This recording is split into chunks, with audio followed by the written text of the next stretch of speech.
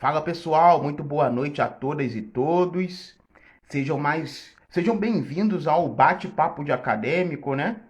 Esse, bom, devido às circunstâncias, esse será o primeiro bate-papo de acadêmico de 2023. Estávamos programando alguma coisa mais assim, né?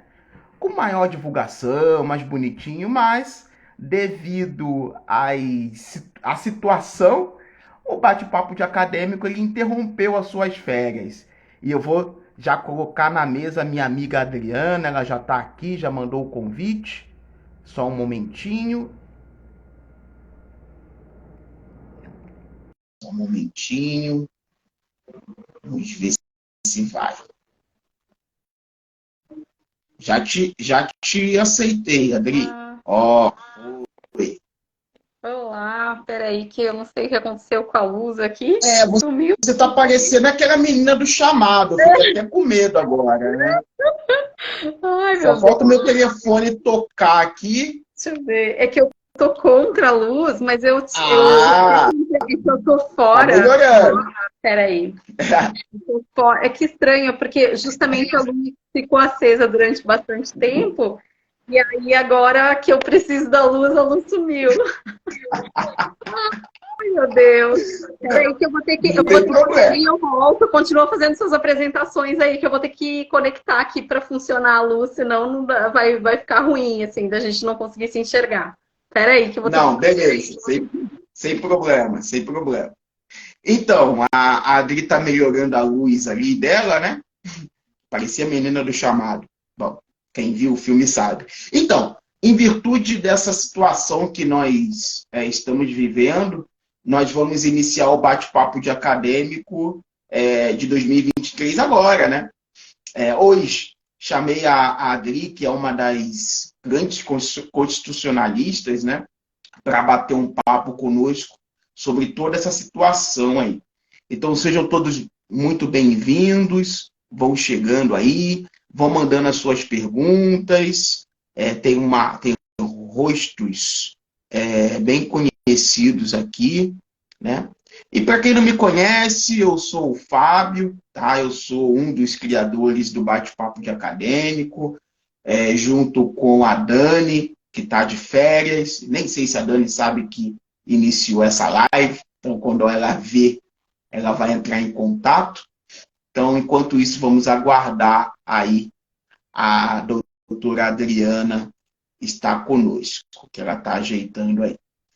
E aí o pessoal vem chegando, sejam muito bem-vindos. Vão colocando aí no chatzinho o que vocês estão achando sobre o que aconteceu ontem, sobre aquele atentado em Brasília, como que estão o coração de vocês aí, sobre essa situação, o que vocês estão achando sobre tudo isso aí, tá?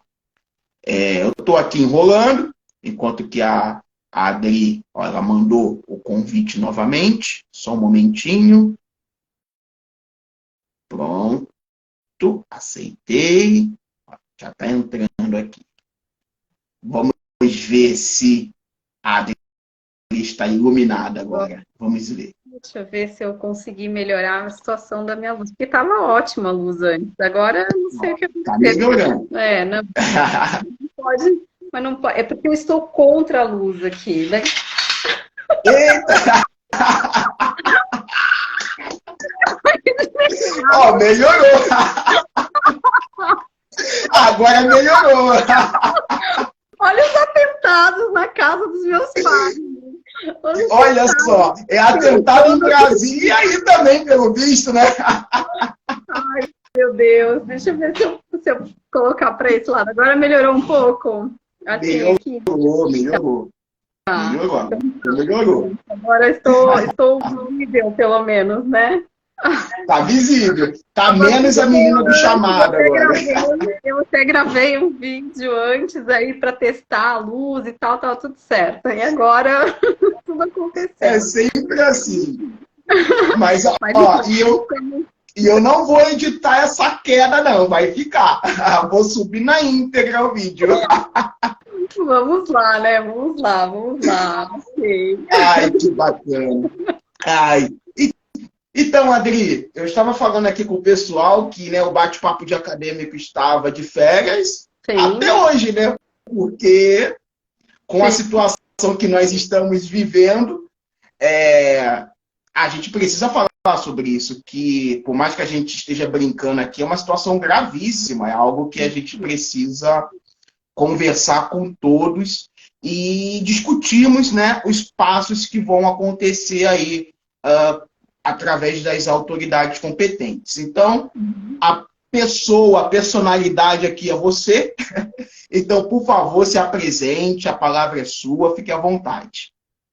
Obrigada, quero agradecer muito o honroso convite do Dr. Fábio Silveira, que é um amigo querido aí dessa trincheira da democracia, uma pessoa importante nessa luta, sempre presente, sempre atento a esse podcast, né, o programa Bate-Papo de Acadêmico preenche uma lacuna importante, que é conseguir conversar com as pessoas de uma forma mais simplificada, sem tanto juridiquês, de uma forma mais acessível, né? Então, essa é a proposta, vou procurar me ater a isso. Estou ainda incomodada com essa luz aqui, mas enfim, né? Tudo está acontecendo. Eu não estou em casa, né? Estou aqui visitar meus pais, porque ontem foi aniversário do meu pai, então parte do dia foi super agradável, e aí, de repente, começaram a surgir aquelas notícias péssimas, né? E aí a gente já fica toda, assim, já fiquei até meados aí da madrugada, até 4 horas da manhã, lendo as notícias, lendo a decisão do ministro Alexandre de Moraes, o pedido do MGU e tudo mais. Eu acho que é importante que a gente precisa conversar, entender, né? Tudo isso que aconteceu. Então, quero agradecer o convite, porque é muito importante a gente tentar, né, colocar alguma luz, assim, considerando todas as implicações jurídicas de tudo que aconteceu, né? Uhum. Então, Sim, sim. bom, aí, E é. perdão, eu sou professora de Direito Constitucional, sou especialista em Direito Constitucional, sou mestre em Direito, sou autora de 2 obras jurídicas, meu livro mais recente é A Separação dos Poderes e o Sistema de Freios e Contrapesos. Então, isso tem muito a ver com tudo isso que aconteceu e a compreensão, né, de tudo isso que a gente está vivendo. Então, acredito que dá para fazer um paralelo com as minhas pesquisas, com os meus estudos, porque tudo isso que aconteceu é norteado pelo direito constitucional. Então, entender como o direito constitucional avalia essas situações é bastante importante, ver sob o ponto de vista da Constituição, que é o que eu pretendo discutir aqui. Por Obrigada. favor. E o seu livro ele é muito interessante, né? Eu tive a honra de ter esse livro, está autografado, está aqui comigo. E assim, eu li o livro na íntegra, é muito bom. Ele traz ensinamentos assim que, infelizmente, a gente vê na prática o que vem acontecendo, os seus abusos que vem acontecendo, né? E uma das discussões que eu vi recentemente por alguns, eu vou até falar baixo aqui, por alguns advogados, entendeu? Que eles estão contrários a esse afastamento do governador do Distrito Federal. Segundo alguns, aí você vai abordar isso e outras questões, que segundo esses advogados, que nem todos são especialistas em direito constitucional, estou falando baixo, né, porque acham que sabem tudo, e não sabem, nós não sabemos, eles dizem que isso seria de uma autonomia do STJ, não do STF, certo? Ao meu ver, a decisão foi correta, né? E isso é uma tragédia que já vinha sendo anunciada há muito tempo. Porque deu palanque para maluco, e os malucos ocuparam, e é isso aí que a gente viu acontecendo. E aí eu gostaria que você falasse, Adri, sobre toda essa situação, você vai abordar todas essas questões que nós estamos vivendo aí, para entendermos, né, que caminho a gente tem que adotar. Tá, olha, então, acho que a gente tem que começar do início, né? Vamos tentar fatiar, assim, um pouco, né? Eu acho que os erros começaram quando as pessoas insistiram nessa interpretação equivocada do dispositivo do texto constitucional que autoriza o direito de manifestação. Então, é muito importante que as pessoas compreendam que a Constituição, ela precisa ser lida de uma forma sistemática. Então, você não pode colher um dispositivo do texto constitucional, ou seja, só aquela autorização para manifestação e entender que isso é uma autorização para que a pessoa se manifeste em relação a qualquer tipo de pedido, né? E aí algumas pessoas também se valiam de um dispositivo da lei que foi sancionada em 2021 de combate aos atos, né, antidemocráticos, porque há um dispositivo que fala sobre a autorização das pessoas poderem se manifestar em relação aos poderes. Né? Isso estava na lei, que não se configurava um ato antidemocrático, manifestações que fossem feitas em face dos poderes. Quero agradecer aqui a presença da doutora Águida, da Natara, que também foi minha aluna, né? Duas pessoas aí muito bacanas, é um prazer estar aqui conversando com vocês. Só que o que acontece? Tanto essa lei atos antidemocráticos, quanto a Constituição, são legislações que precisam ser lidas de uma forma sistemática. Então, a nossa Constituição, ela existe para preservar o Estado democrático de direito. Então, é absolutamente incompatível você imaginar que o texto constitucional, no bojo do texto constitucional, haveria uma autorização para que as pessoas pudessem se manifestar contrariamente à existência do Estado democrático de direito. De igual forma, a legislação que foi aprovada contra os atos antidemocráticos, ela não traria dentro do seu bojo uma autorização para que as pessoas pudessem praticar atos antidemocráticos e não fossem responsabilizadas. Então, esse dispositivo da lei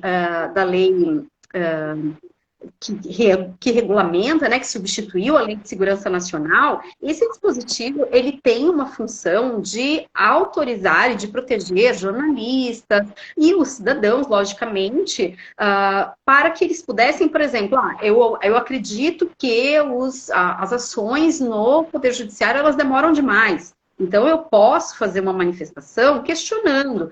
Eu acredito que uma determinada decisão é uma decisão que se configura uma decisão ativista.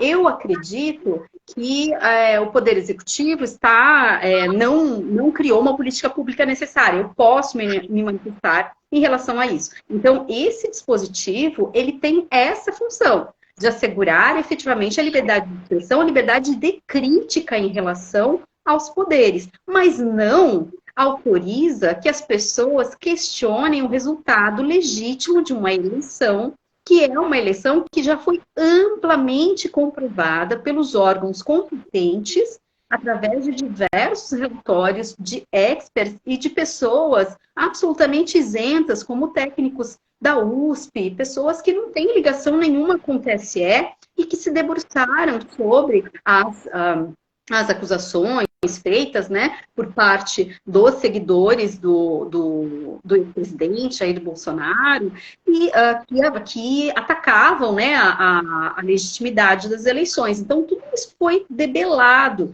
Então, se posicionar em frente aos quartéis, insuflando os membros das Forças Armadas a se revoltarem contra um governo legitimamente eleito, isto também se configura crime.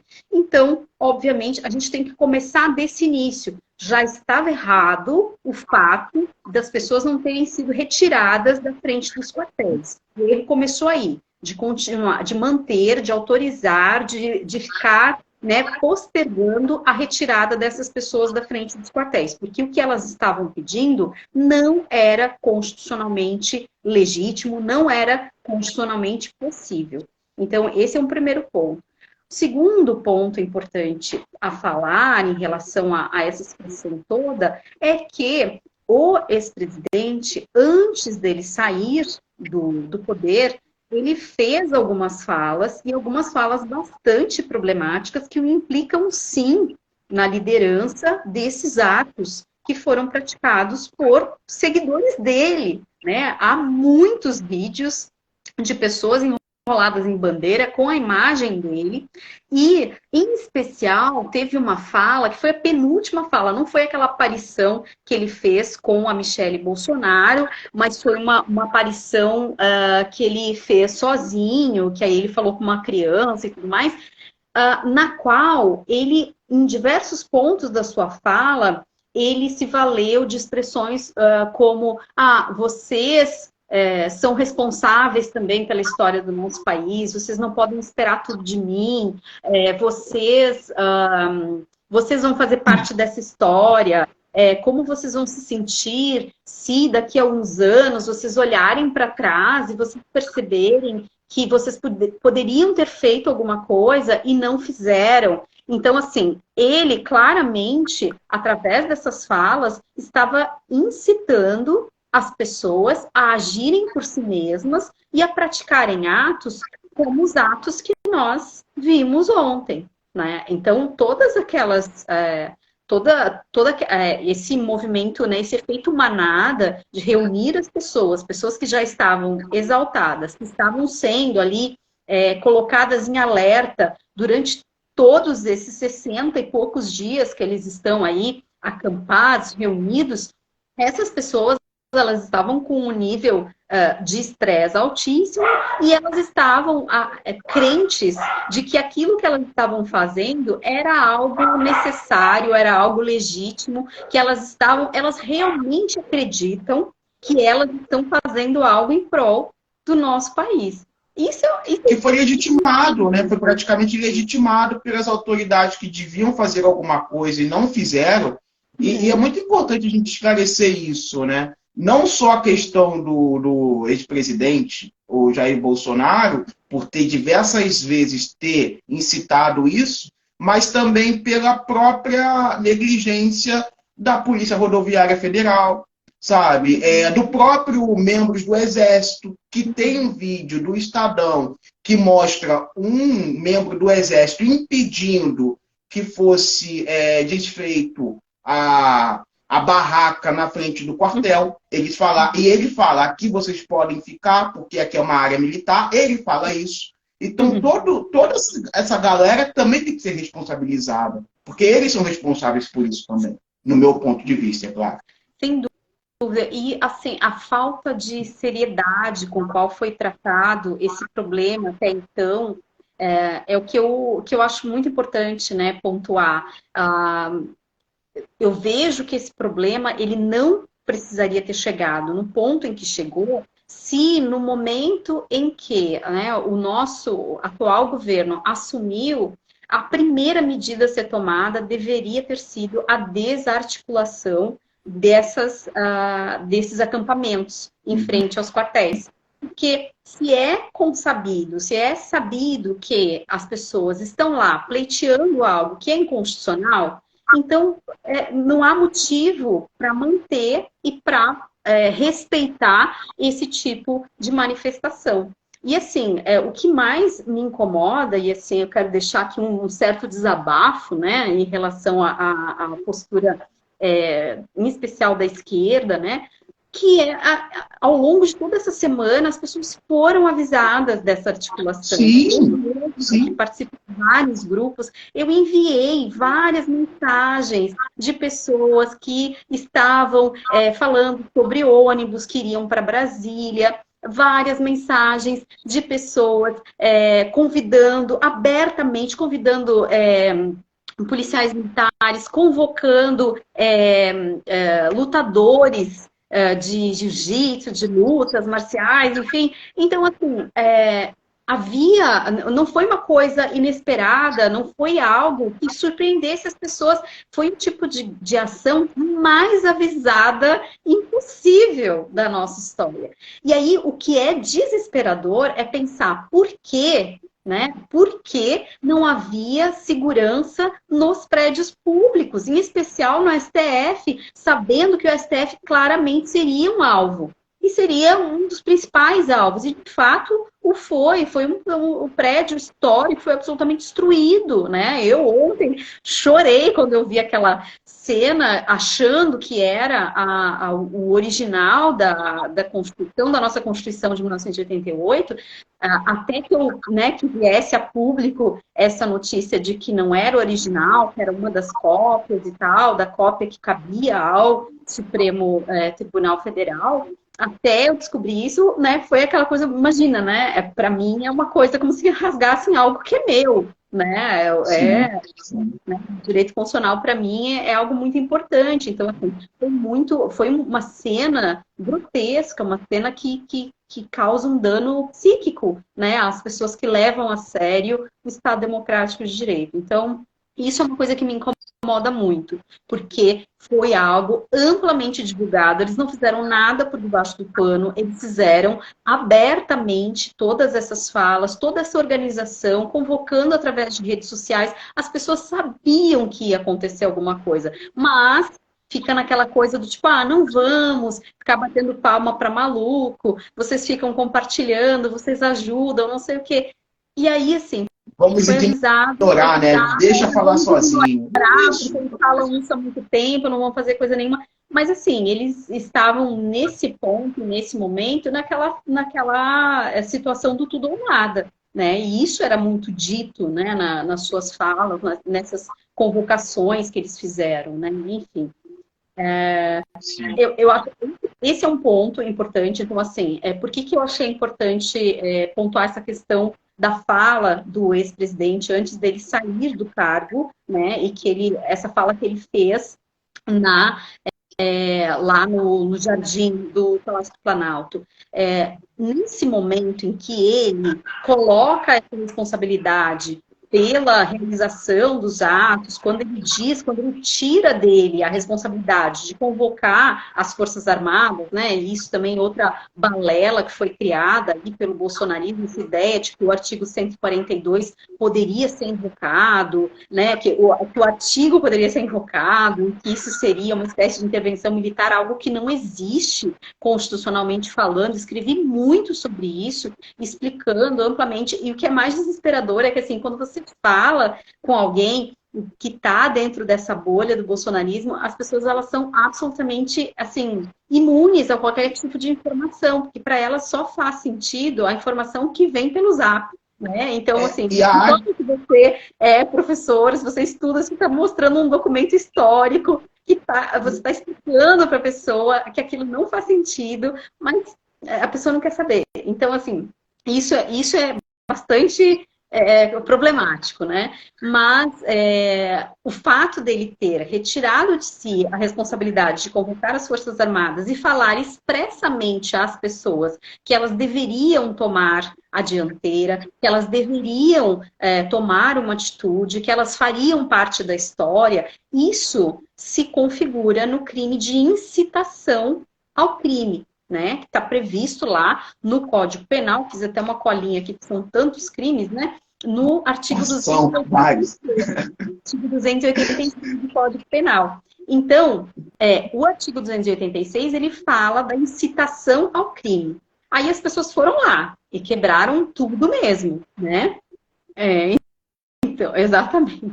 Mas veja, né? Eu não sei quem está escrevendo conosco, né, comentando conosco aqui sobre o artigo 142. Quando essa narrativa em relação ao artigo 142 surgiu, né, essa ideia, essa interpretação totalmente desviada do texto, da ideia, né, do texto original, quando ela surgiu, que seria possível e tal, que o artigo 142 ele atribuiria às Forças Armadas uma espécie de poder moderador, eu publiquei um artigo com uma pesquisa que eu fiz nos anais da Assembleia Nacional Constituinte.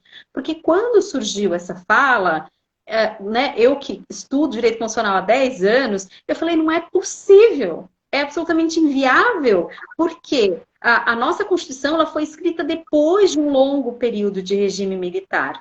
Então, seria absolutamente absurdo pensar que os nossos constituintes, depois do período que nós estávamos saindo, que eles iam colocar no texto constitucional um botão, um detonador do nosso Estado Democrático de Direito. E vamos dizer, não, se acontecer alguma coisa ruim, deixa que as Forças Armadas resolvem. Aí eu falei, tá errado isso, não pode estar certo. E aí eu peguei e fui pesquisar nos anais da Assembleia Nacional Constituinte, que são os documentos históricos que reúnem todos os debates dos nossos constituintes originários, tudo que aconteceu na Assembleia Nacional Constituinte, isso foi reduzido a termo, ou seja, foi transformado em texto. E aí eu fui pesquisando, fiquei 15 dias pesquisando, que são muitos documentos, são mais de 8.000 páginas, né? Quer dizer, nem sei, 80.000 páginas, uma coisa assim gigantesca, né? Que foi um ano de trabalhos, né, da Assembleia Nacional Constituinte. E aí eu pesquisando, eu consegui encontrar o dia específico em que o artigo, que na época era 136, se tornou 142 só depois da sistematização. Então, o momento em que foi debatida a aprovação desse artigo. E os nossos constituintes originários, a preocupação deles era justamente a de evitar que, novamente, na nossa Constituição de 1988, existisse a figura que é chamada de tutela militar, que era mais ou menos uma porta aberta que ficava nos nossos outros textos constitucionais. As Forças Armadas, elas tinham esse poder, né? Elas estavam ali para proteger o Estado. E aí, não tinha como eu vou dizer, não tinha nenhuma barreira que dissesse o que eles podiam e o que eles não podiam fazer. E aí os nossos constituintes originários, eles disseram como é que a gente vai fazer para evitar que isso acontecesse. Porque é o fato de as Forças Armadas sempre poderem ter um acesso ao poder que fez com que, ao longo da nossa história, nós tivéssemos vários episódios de golpes de Estado. Sim. E aí eles colocaram no nosso texto constitucional o presidente da República, que é um civil, como chefe supremo das Forças Armadas. Com isso, eles fecharam essa possibilidade da tutela militar. Eles disseram não. As Forças Armadas só podem agir se instadas pelo seu chefe supremo, que é um civil, o presidente da República. Então, veja, a interpretação que foi trazida nessa época, foi lá em 2019 que surgiu essa teoria, né? Isso desde lá eu venho rebatendo, venho trazendo e com documentos históricos, com uma capacidade aí probatória que é inquestionável, né? O que está ali é um texto histórico e tal. Então, isso foi amplamente divulgado, esse meu texto aí foi utilizado em reportagens. Depois que eu publiquei, procuraram o Fernando Henrique Cardoso, que participou desse debate, e ele confirmou, ele falou, não, de fato, o que nós fizemos foi fechar essa porta, não existe a possibilidade de tutela militar, não existe essa história de poder moderador. Então, aí já tem, né, toda uma enrolação que foi criada aí pela direita e que não está ligada à realidade, que não está ligada à verdade, né? Então, o que aconteceu? Ele tentou se sair dessa situação, né? Tentou dizer, olha, não depende de mim, porque, né, ele depois desse tempo todo, quando foi mais no final de 2022, eu escrevi um outro texto, depois que as pessoas estavam há muito tempo na frente dos quartéis, eu escrevi um texto que foi publicado no Estadão, que dizia, todo poder emana do povo, esse é o título, né, do texto. E aí eu explico nesse texto justamente isso, não adianta as pessoas acharem que só pelo fato delas estarem lá, em frente aos quartéis, que elas podem pedir o que elas quiserem. O poder emana do povo e ele será exercido nos limites estabelecidos no texto constitucional. E aí eu explico o que a Constituição permite e o que a Constituição não permite, né? E aí, assim, não sei se é um delírio meu, mas depois que eu publiquei esse texto no Estadão, que é um veículo de grande alcance, aí o texto mudou das falas, né? E eu acompanho, porque eu participo de alguns grupos que têm muitos bolsonaristas, e aí as pessoas começaram a falar, não, as pessoas começaram a dizer que o Bolsonaro tinha que agir. Não, olha, você tem que instar as Forças Armadas, você tem que fazer alguma coisa.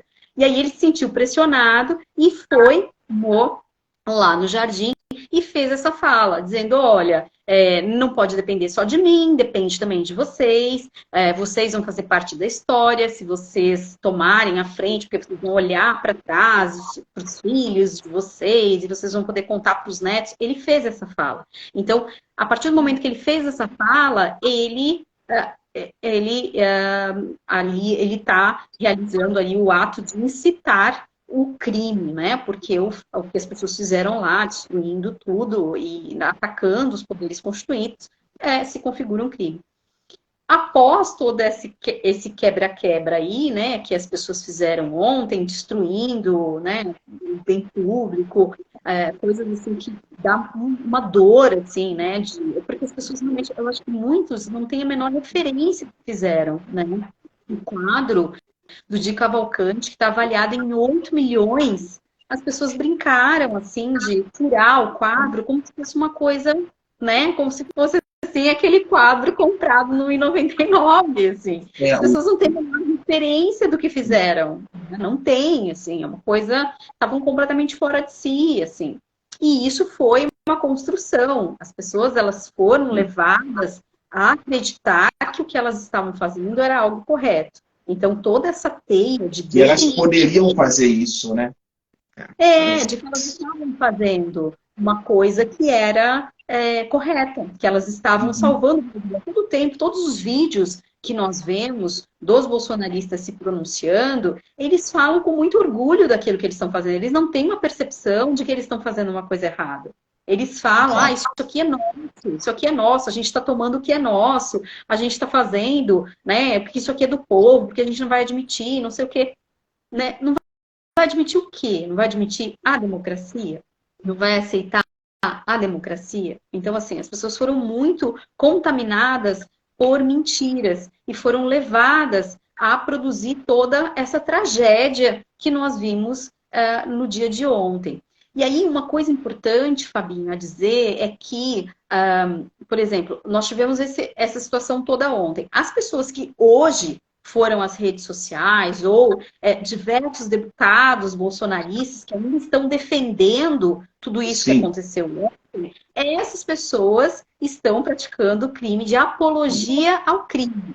A incitação, quando você fala antes, você instiga as pessoas a praticarem o crime, e a apologia depois que já aconteceu o ato, você valoriza aquilo como se fosse algo correto, como se fosse algo adequado. Então, é muito importante vocês aí que estão nos assistindo, que de repente tem ainda esses amigos bolsonaristas que estão nas redes sociais tentando fazer a defesa dos patriotas, é importante que as pessoas saibam que elas podem ser responsabilizadas por apologia ao crime. O fato das pessoas nas redes sociais defenderem o indefensável, né, depois de toda a violência que foi praticada ontem, elas estão incidindo no crime, na prática do crime de apologia ao crime.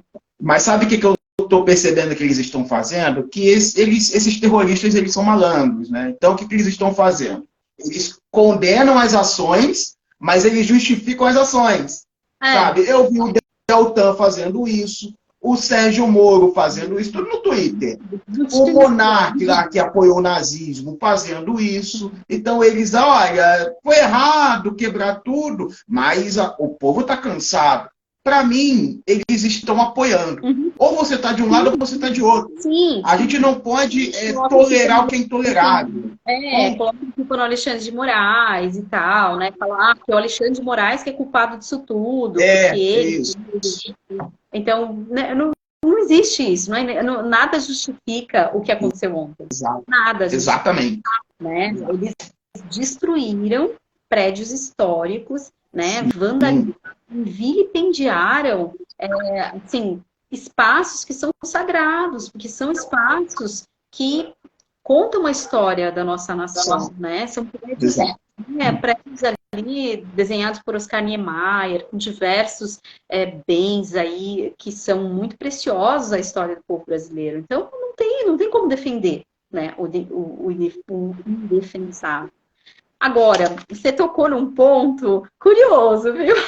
No início da nossa fala. Por quê? Ontem, até comentei, né, contigo. Eu fui dormir, era umas 4h30 da manhã, assim, por isso que eu tô com a cara acabada aqui, exausta. Porque eu me preocupei em ler a decisão do Alexandre, que foi uma decisão que pegou todo mundo de surpresa, né? E, o pedido da AGU também, da Advocacia Geral da Sim. União. Então, primeiro, né, o que acontece? De fato, a nossa Constituição estabelece como competência do Superior Tribunal de Justiça julgar os crimes praticados por governadores, seja do Estado ou do Distrito Federal, que é um ente federativo sui generis, né? Não é um Estado, é o Distrito Federal, efetivamente. Então, a competência constitucionalmente estabelecida para julgar crimes que estão fora do exercício da sua função são próprias do Superior Tribunal de Justiça.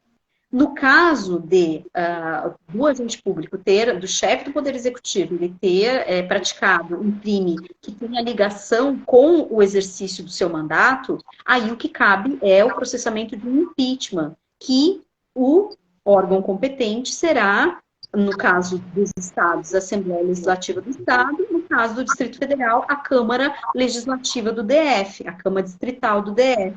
Então, em uma situação, o Supremo Tribunal Federal tem competência para julgar um governador do Estado. Quanto mais afastar um governador do Estado através de uma decisão monocrática, individual de um dos ministros.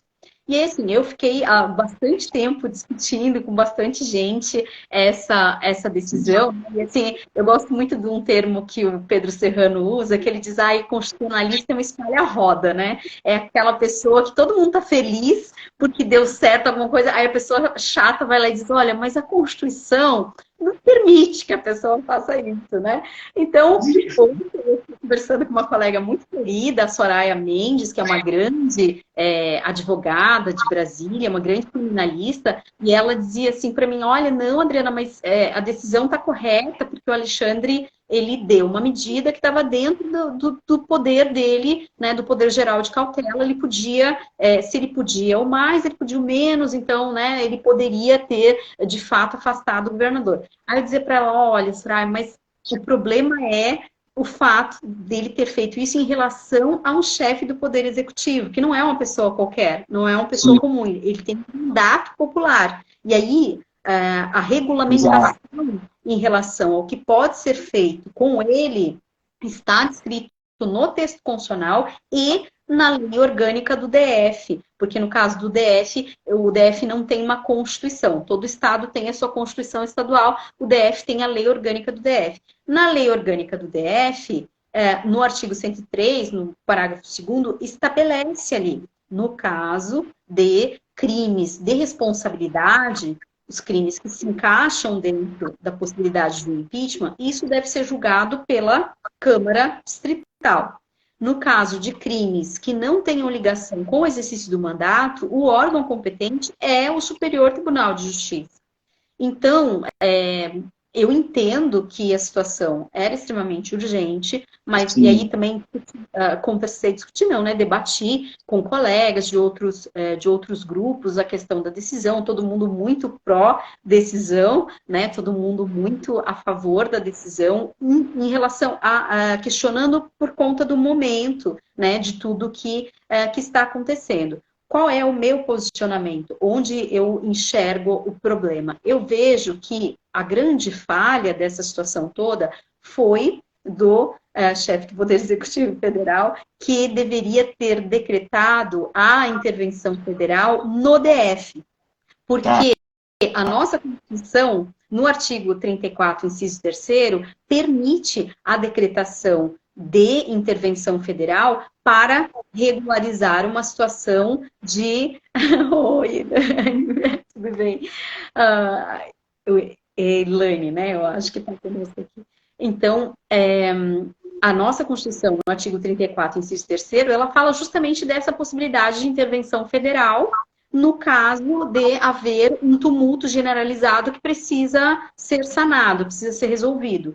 Então, era o caso do presidente Lula ao decretar a intervenção federal no DF, no Distrito Federal, porque aí ele afastaria o governador das suas funções. Porque uma intervenção federal, ela é uma ação administrativa, ela suspende a autonomia daquele ente federativo e ele passa a ser governado pela União. Só que o que acontece, né? Isso é o que está previsto no texto constitucional. Em 2017, eu acho, né? Quando o Temer era o presidente, e o Temer é um constitucionalista, né? Uma pessoa que tem um conhecimento muito grande do texto constitucional. O que acontece? Naquela época, não sei se vocês vão se recordar, havia uma pressão muito grande para a aprovação da PEC eu acho que, não sei se a PEC da reforma trabalhista ou previdenciária, acho que era previdenciária, acho que a trabalhista já tinha ocorrido. E o que acontece? O Congresso Nacional, na configuração em que estava, não iria aprovar essa PEC da reforma da Previdência. E aí, o Temer fez o quê? Ele criou aí, da cabeça dele, uma possibilidade de intervenção fatiada. Por quê? Porque a nossa Constituição, no artigo 60, ela estabelece uma limitação temporal para a alteração do texto constitucional. Se houver qualquer situação de exceção, ou seja, uma intervenção federal, um estado de defesa ou estado de sítio, a nossa Constituição não pode ser alterada. Então, ele sabia que a PEC não iria ser aprovada. Daí ele fez o quê? Ele criou uma intervenção fatiada, que era uma intervenção que só retira a autonomia de uma determinada situação, de uma determinada área dentro daquele ente federativo. E aí ele criou a intervenção federal no Rio de Janeiro em relação à segurança. Isso foi uma jogada dele, que não está no texto constitucional, não existe essa possibilidade de intervenção fatiada no nosso texto constitucional. Ele criou isso para poder ter essa situação de exceção e aí barrar o andamento da PEC, da aprovação da PEC previdenciária, né, da reforma previdenciária. E aí o que acontece? Isso é uma coisa prevista no texto constitucional. Então, a meu ver, e aí esse foi o debate que eu fiz com os colegas, é que o presidente Lula, ao decretar a intervenção federal apenas na segurança, ele reforçou esse monstrengo jurídico criado pelo Temer, que não existe no texto constitucional, sem a menor necessidade. Porque na situação que nós estávamos vivendo ontem, era o caso de decretar a intervenção federal no Distrito Federal e afastar o governador do estado. Isso seria uma medida totalmente jurídica, totalmente constitucional, e resolveria o problema, resolveria o afastamento do governador de uma forma legítima, dentro dos ditames e dos limites estabelecidos no texto constitucional. Só que como ele optou por decretar a intervenção federal apenas em relação à segurança, manteve o governador do estado dentro das suas funções, mesmo depois de todo aquele absurdo, sem a menor necessidade. Não entendo o porquê ele fez isso, né? Mas o meu questionamento foi desde o início em relação a isso, né? Intervenção? Não, na verdade a intervenção é algo pontual e ele no próprio decreto ele já estabeleceu que essa intervenção será só até 31 de janeiro. 31, sim. Só até resolver essa situação. Então, há uma situação, né, emergencial, era preciso resolver, era preciso criar condições das pessoas poderem voltar à normalidade, ter a segurança nos prédios públicos, né, evitar-se ali qualquer tipo de enfrentamento entre civis. Então, é para isso que existe a intervenção federal, né? A intervenção federal é uma medida menos gravosa que um estado de defesa. A intervenção federal existe exatamente para uma situação como essa. Houve um quebra-quebra, mas não havia um conflito civil. Se nós tivéssemos um problema de conflito civil, vamos dizer que tivessem reunidos lá membros, sei lá, do MST, e aí entrassem em confronto com os bolsonaristas. Aí haveria, né, uma dificuldade para conseguir contornar a situação, seria o caso de decretar um estado de defesa e chamar a Força Nacional para tentar resolver isso de forma mais rápida possível, para evitar que isso se alastrasse pelo país inteiro. Estado de defesa é decretado quando há uma comoção muito grave, né, que a polícia militar daquele local não está dando conta e se faz necessário recorrer às forças armadas, né, e de uma forma muito emergencial.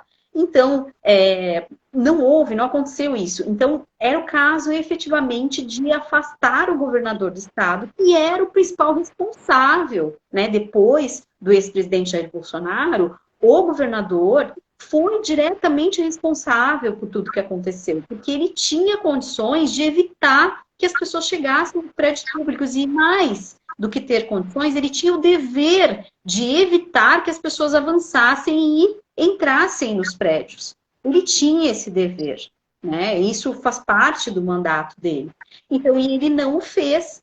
Então, essa decisão, a meu ver, do presidente Lula, que com certeza foi uma decisão, né, com algum tipo de estratégia política, enfim, mas isso acabou ensejando essa reação do Poder Judiciário, que levou a essa decisão do Alexandre de Moraes, que, a meu ver, é uma decisão completamente ativista, embora seja uma decisão necessária, é uma decisão ativista, porque é uma decisão que viola claramente o texto constitucional, né?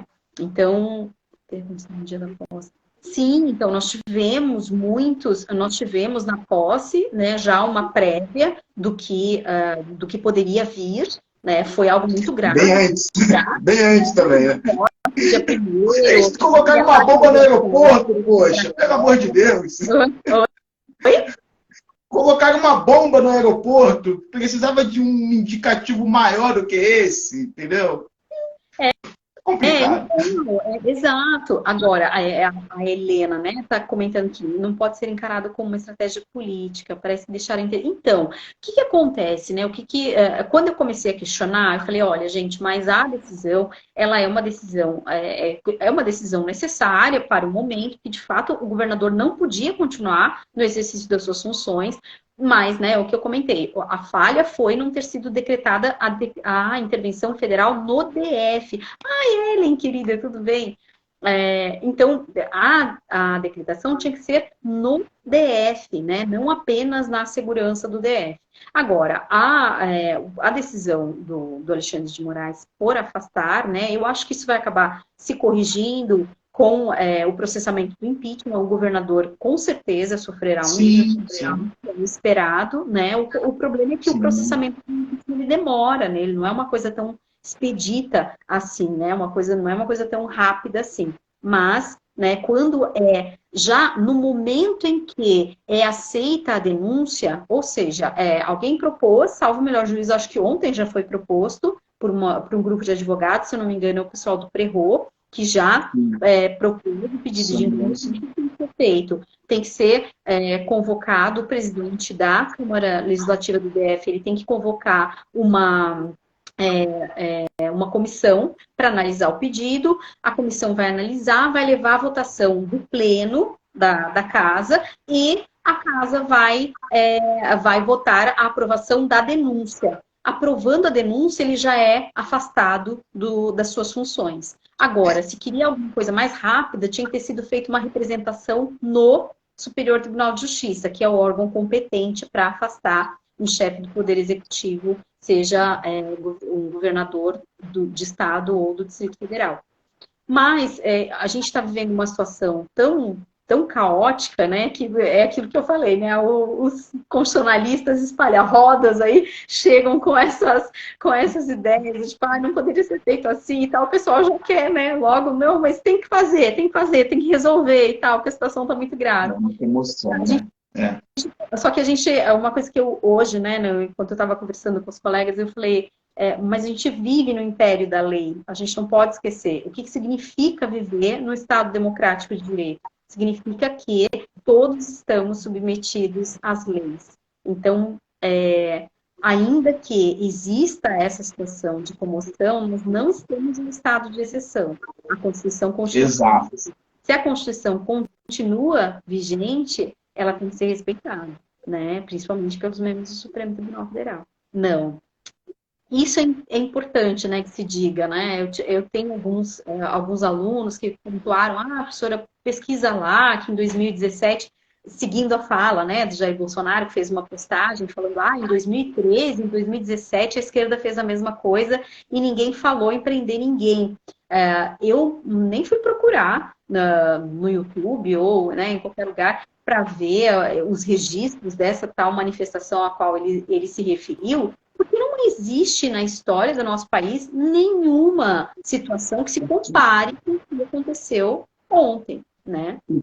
Que eles querem comparar, da maneira terrorista dos bolsonaristas de pensar, quando teve aquele movimento dos 20 centavos, na época, que houve uma ocupação em Brasília, mas aquilo foi simbólico, não foi depedrado nada. As pessoas ocuparam, mostraram a sua insatisfação, de toda a situação que estava vivenciando o país, mas aquilo sim era de uma maneira democrática. Então, sim, aquilo sim, o povo estava ali demonstrando a sua insatisfação, tanto lá em Brasília, como em São Paulo, como em vários estados. Diferente do terrorismo. E assim, vamos usar os nomes corretos. Não são manifestantes, são terroristas, são bandidos. Diferente do que esses bandidos fizeram ontem. Tá? Naquela época, em 2013, se eu não me engano, foi exatamente o movimento democrático, que depois a gente viu que não foi tão bem assim, mas isso é uma outra história. Mas naquela época foi sim um movimento democrático, ontem foi barbárie, e esses bárbaros têm que ser presos e os responsáveis ser exonerados, sofrer impeachment, como tem que acontecer dentro da lei, obviamente. Não, isso que você está falando também é importante, Fabinho, nós esclarecermos, o pessoal que está conosco aqui, o que estava no pedido da AGU. O documento que a AGU formulou, até por conta da pressa, né, é um documento muito sucinto, muito simples, tem 4 páginas só, o pedido da AGU.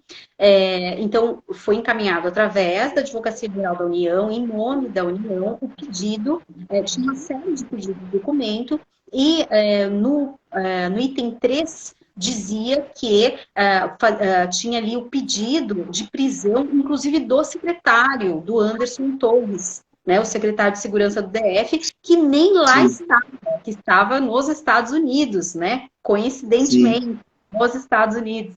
Então, o que eu conversando, né, com as pessoas falei, olha, no pedido da AGU está falando ali o pedido de prisão do secretário de Segurança, do Anderson Torres, e de outros agentes que foram responsáveis, diretamente responsáveis por tudo que aconteceu. Nesse outros agentes, o Alexandre de Moraes interpretou o governador do estado. A meu ver, o que a AGU estava falando, estava se referindo, era aos policiais militares, policiais civis, eventualmente até membros das Forças Armadas que participaram dos atos.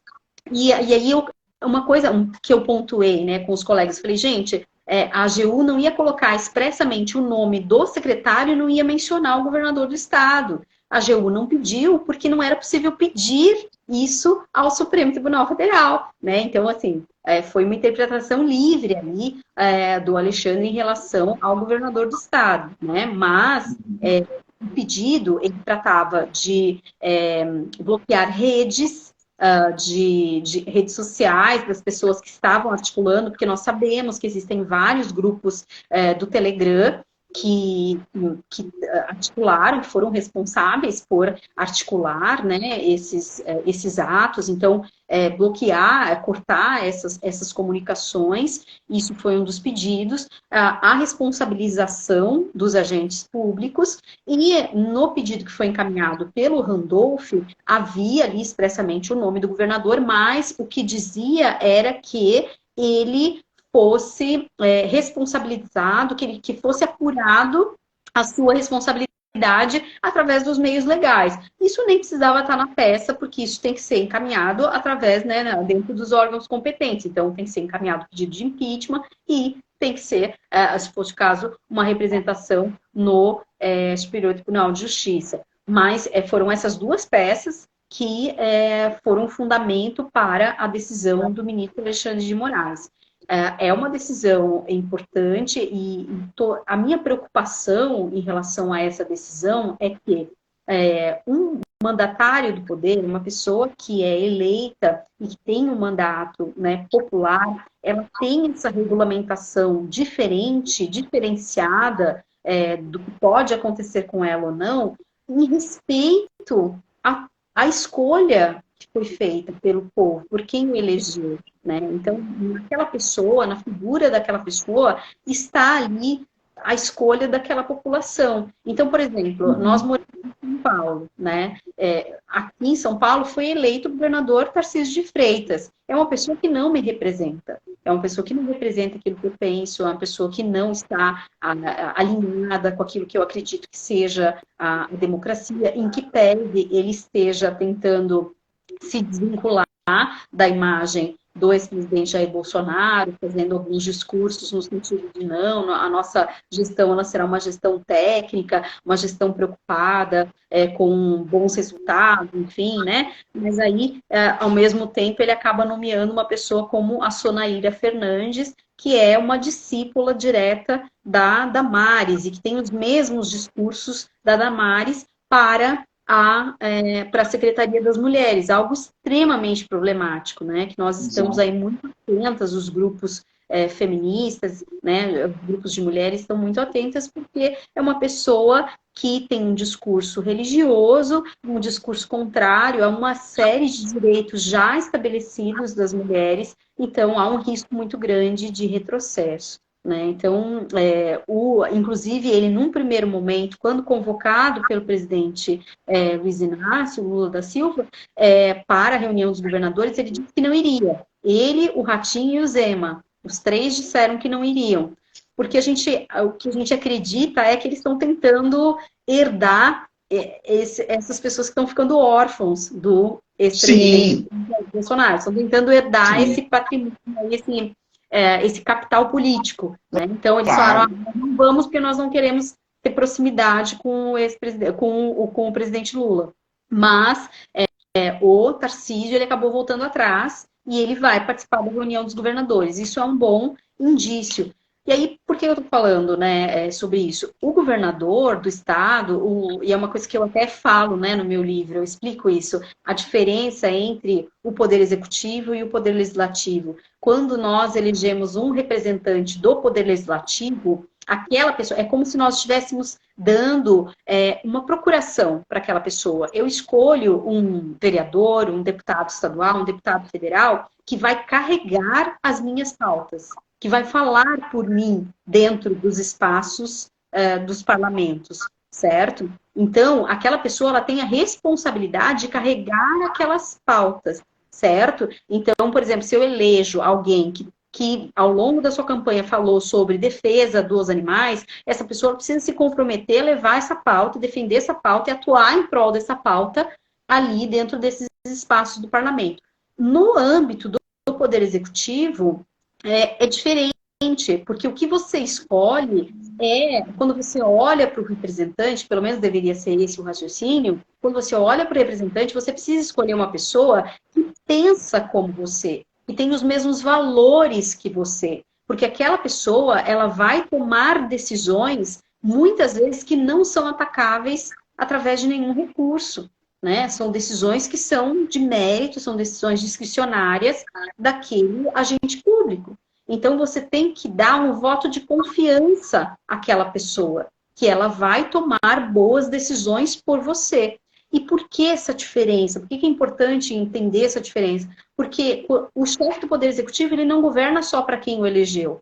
Ele governa para todas as pessoas. Para quem confiou nele e para quem não confiou nele.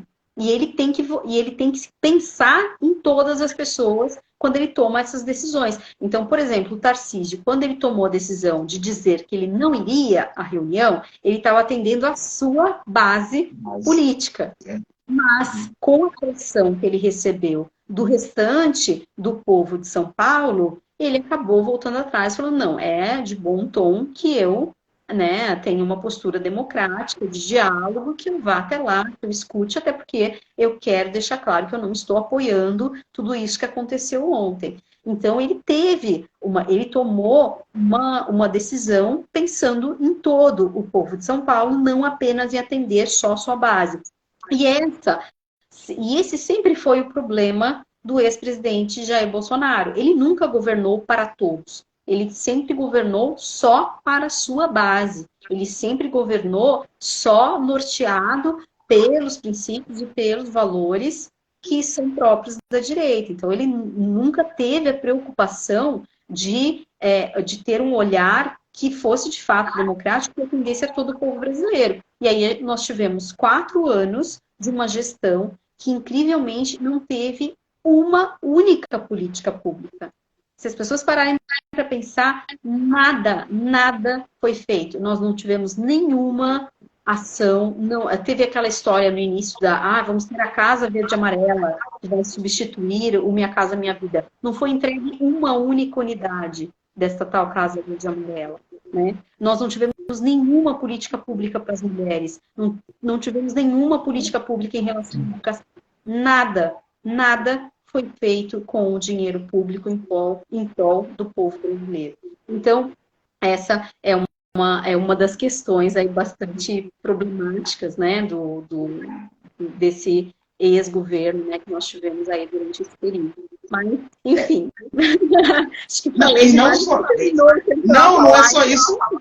É porque a nossa live já vai chegando ao fim, porque já são 7 horas, e não é nem só isso. Eu ouvi uma questão hoje na CNN, que foi falado por um analista, não era CNN, um analista convidado, né? Que ele falou uma coisa muito interessante, que durante o governo passado, muitas situações foram deixadas de lado, que também tem que se pensar nisso.